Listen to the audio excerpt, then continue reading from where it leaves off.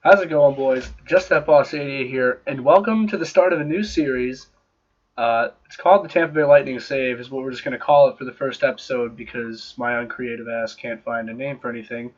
Um, so what this is a save. We're going to start, as you can see if my mouse is on the screen or not, in 2018. We started just a few years in the future, just to see what we could kind of do. I've kind of had a little fun with it for the first few years, and haven't really wanted to start another save to replicate this. So I thought, why not just, quickly run through it, go for the future, and see what we got. So already we're about 2 or 3.5 years in. I've already won the Stanley Cup once or twice with the Lightning. There's been a few trades. As you can see, a few people you might not recognize on the Lightning, and that's because we've made trades, we've signed free agents, and yeah, we'll give it a rundown here. This will be the first episode, and we're not going to do any live comms or anything. We're just going to try and get to know, like, let you guys get to know the roster and what we're dealing with here. So right off the bat, we have a little bit of an issue. Ben Bishop just got injured, had a fractured wrist in a 3-1 win over the Islanders, and Brian Little, not Ben Little, Brian Little, who's been actually kind of injury prone for me over the past few years, has another 2 weeks. That's going to be another maybe a month and a half that he's been out this season alone. So we might look to move him in the future. But with Ben Bishop injured, if I can find the roster real quick, still trying to find my way around this game. That lets Andre. Wow, that was bad. Andre Vasilevsky, the young 23-year-old Russian goalie. You might have seen him from the 2015 Stanley Cup Finals when the Blackhawks won. He played a few games, which wasn't enough.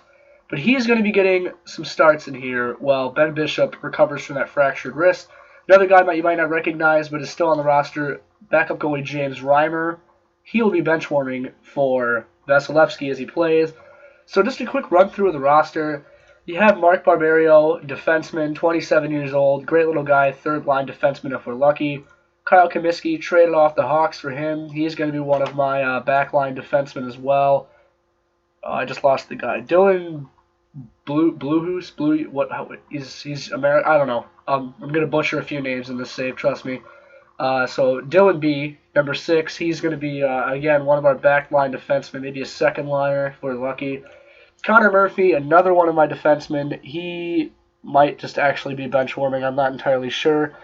Patrick Nemeth, guy shares my last name. What can I say? I had to trade for him when I saw him. He actually plays some solid minutes for us. As you can see, he's played in all 41 or most of our games this year with 5 goals and 15 assists. And actually, I believe he leads in penalty minutes, or he did lead in penalty minutes, plus minus, if I'm correct. Have to see about that, though. Andre Schuster, you Lightning fans will know him. That's not much of a surprise there. Johnny Drouin, Johnny Franchise, pretty much, actually. He's going to be one of our franchise players for the next few years. Alex Kaloran, you guys all know him. Don't need to really go through him, but I will, I guess. Andre Palat, Matthew Barzal. Okay, a lot of people are going to think, what the hell, how do you have this guy? He was drafted by the Coyotes. No, we made a trade, picked him up. I don't remember what we sent his way. I believe it was Antoine Vermette and a few others.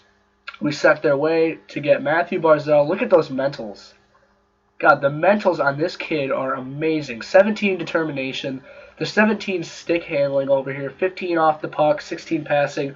This is going to be a wonder kid. He's only 20 years old, and he's got these kinds of stats. So you can only imagine what this kid's going to turn into in a few years when he's still with us, hopefully. Marco Dano acquired in a trade from the Hawks. He is available. That's what that little AVA thing down there says. So we are listening to offers. Of course, nobody's given me anything worth it yet. Valtteri Filppula, 33 years old, winger or center, depends on where I want to play him. Just a good guy. He's probably on the way out in a few years, but he's got it still, so we're going to keep playing him. Tyler Johnson, 27 years old, had a few years in the league already. Nothing too special. He's a good player. Brian Little, already talked about him. Name to stink of. Just midline player. Nothing huge. Cedric Paquette, 24. He's got to develop a little bit before he's ready to get those first-line minutes. Steven Stamkos, there's nothing that you cannot love about this guy. 20 slap shot, the 19 wrist shot, 18 stick handling, 19 off the puck, 18 deking. I mean, this guy is a physical specimen of sorts, I'll tell you that much. And you just look at the form, I mean, this guy is an absolute monster. He's got 17 goals and 24 assists. So he is a point per game player pretty much, with 41 points in 42 games. 127 shots on the net already. He plays a big role for us, whether you believe it or not. And I guess I didn't get rid of Antoine Vermette to get Matthew Barzal, because here he is right here at the bottom of the roster, number 80, again acquired in I believe it was a free agency pickup this time. He's one of the older guys we picked up, nobody wanted, so we grabbed him. JT Brown, just a decent winger to put up there, and Ryan Callahan, who was already on my roster when I started this save because of that New York trade a few years ago. Big trade for Ronnie St. Louis. And really, that's hang on, whoops, clicked off the game. Really, that's the roster that we're working with right now in Tampa. So we're gonna have to see how that works. I don't need any stats really. So here you go. Here you can see the players in. I got a few picks from the Ducks and Marco Dano. You can see from the Hawks. That was a waiver deal, not a trade deal. You guys have to forgive me. I am at a loss for what I've been doing for the past little bit here. Andre Vasilevsky picked up as a free agent, and Tyler Johnson. They both expired, and I was able to get them back before other teams were able to grab them. Players on the out, as you can see, lots of guys were lost to free agency in this trade, in this save. Andrew Desjardins went to the Ducks. Carter Ashton went to the Ducks. That was in a trade to get those. I had to clear some cap space, and we got a few picks back. Tyler Johnson, Brian Boyle, Victor Hedman. This was a big one to lose. I really, really wanted to get this guy back. Great kid, but as you can see, I could not. I didn't have the cap to pay $7.9 million a year for this guy. I just didn't have the cap space. And as you can see, 3 goals in 38 games and 19 assists. He is really underperforming for the Oilers right now. So, I mean, I don't think I'm missing out on him, but I really wanted that when we were getting through there. Trades, yeah, I traded Carter Ashton to Ducks, blah, blah, blah, blah, blah, blah, blah. So there's the trade you guys can see. Loans in, loans out. Staff in. Rich Sutter and you'll see the staff in a minute. Nope. Here we go, the personnel. Luke Camper, the chairman of the Tampa Bay Lightning. The managing director, Dave Andrechuk. There's me, Nick Nemeth, as the general manager. And then you can see my assistant GM, Peter Forsberg, head coach, John Cooper, with assistant coaches, George Gwozdecki. I don't know. He might end up getting fired in a minute because I don't like his stats. But as you can see, Joel Quenneville was actually fired from the Hawks. And so I decided that I was going to pick him up and make him one of the assistants, build a good coaching staff here. And that's exactly what I did. I picked him up, made him a coach, and he's working out pretty well as Rich Sutter. Used to coach the Lightning, the Kings. And so here you go. You see, he bounced around a few teams. He was with Guelph, and then came to the Hurricanes. Fired from the Hurricanes, and then we signed him, picked up as an assistant coach. So he is currently there. Greg Malone, our head scout.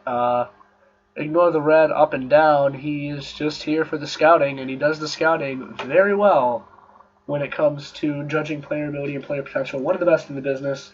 Glad to have him on. Michael Anderson, Dave Heltz, Kari Kettinen, I'm going to butcher that name real bad, Brad Whalen, and Dale Talon, former GM of the Chicago Blackhawks. I'm not even sure. We're going to look at his history. And holy cow, what did I just do? So I guess he was the GM of the Florida Panthers. Thank you.